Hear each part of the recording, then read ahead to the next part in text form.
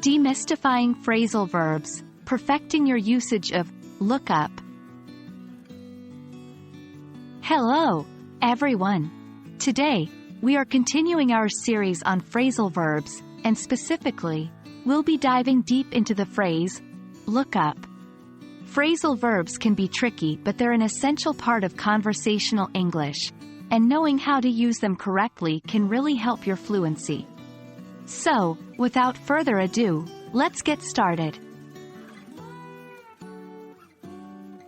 First, let's quickly recap what look up means.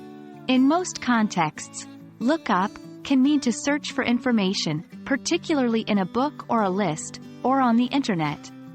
For instance, I will look up the meaning of that word, or, can you look up the opening hours of the museum? The main focus of today's discussion is the common mistakes and misconceptions associated with look up. There are a few areas where English learners often go wrong with this phrasal verb.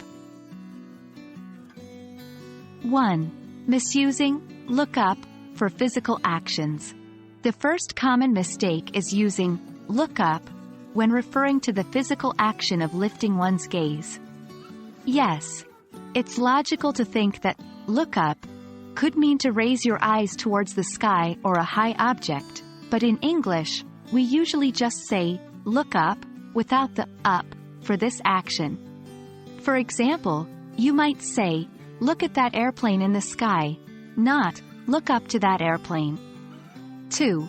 Confusing look up with look forward. Another misconception is confusing look up with look forward.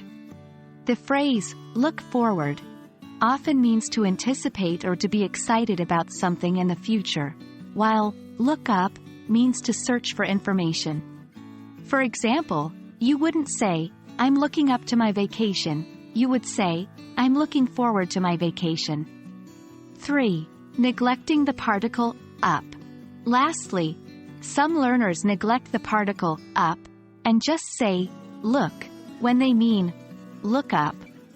Remember, look on its own does not carry the meaning of searching for information. So, always include up when you are referring to this action. Practice is key to mastering any language point, so let's try some sentences together. I'll give you a few sentences, and you'll replace the incorrect usage of look up with the correct form.